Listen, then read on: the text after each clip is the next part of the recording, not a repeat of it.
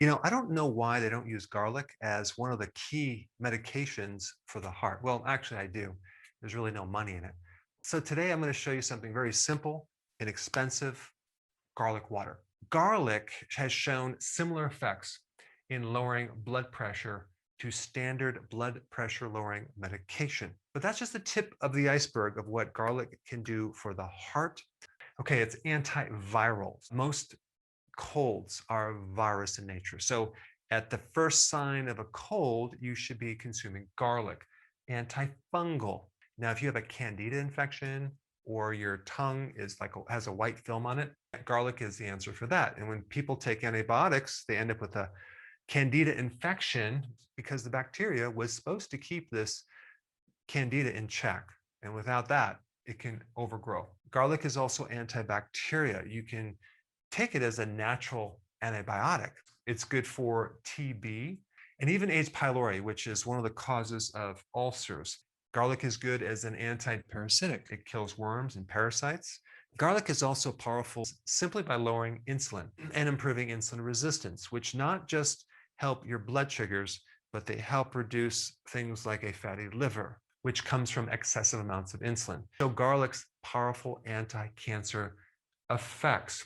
Garlic helps arthritis, any type of itis, because it has powerful anti-inflammatory effects. So anything like bursitis, tendonitis, arthritis. Garlic can also increase endurance if you're an athlete. But today I'm going to kind of focus in on the heart primarily. There's over 43 clinical trials that show remarkable benefits of using garlic on the cardiovascular system. Decreased relative risk of heart attacks and stroke over 50%. So why would anyone not be including garlic in their diet on a regular basis? So check this out. There's a compound called thromboxane, and I don't want to get into the chemistry of it, but this compound causes platelets to clump, forming clots, okay, which then can get lodged in the heart vessels, creating a heart attack, or it can pass through the arteries up into the brain, potentially causing a stroke. This compound causes vasoconstriction, okay? And what we're talking about is a spasm of your coronary artery. There's something called unstable angina. Okay? The unstable angina is related to a coronary artery spasm, vasospastic. So the arteries actually go into this constriction, okay?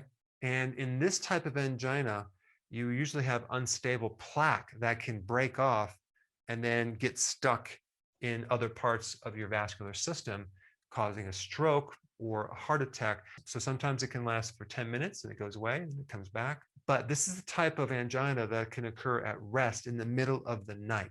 Whereas the stable angina has a plaque that has a fibrous cap. It's more protected, but can break off triggered by certain activity, either some injury, maybe exercise, or something that can break off this plaque, then causing the angina. Now, there's various risk factors for angina.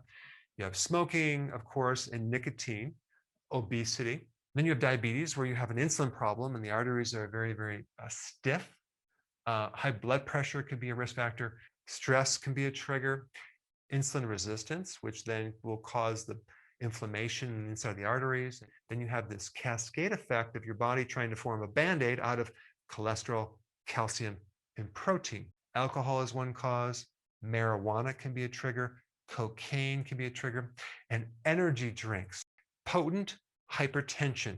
Okay, when this is too high, you get high blood pressure. And this chemical compound in your body occurs after injury and inflammation. Garlic has several compounds that act as a natural inhibitor to this compound and without the side effects, okay? Olive oil also can inhibit this compound as well. So when we're talking about the effects of garlic on heart attack and stroke, we're talking about making sure that you don't develop clots. Garlic has natural properties to lower blood pressure, reduce artery stiffness, probably because it lowers insulin, and it can help lower your calcium score. There's a really good test that is probably one of the best predictors of heart attacks and it's a coronary artery calcification test. It should be 0. If it's greater than 400 or 500 or even over 1,000, that actually can predict your chances of getting a heart attack. So it's a very, very good test to get done. But guess what? Garlic can help lower the calcium. And this garlic also can help balance out your lipids and cholesterol, as well as help you produce more bile.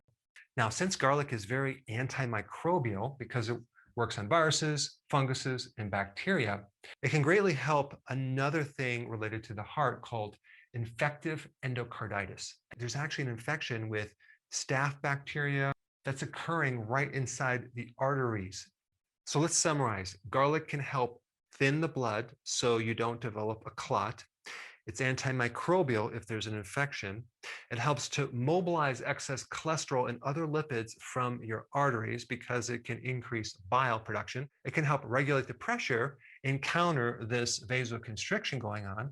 It can help soften the arteries and remove any excess calcium. All right, now let's show you how to make this very, very difficult and complex garlic water.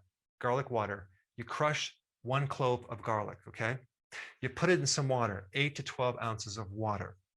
You add a teaspoon of extra virgin olive oil. You let this sit for about 15 minutes because we want all these phytonutrients to be released from the garlic after you crush it.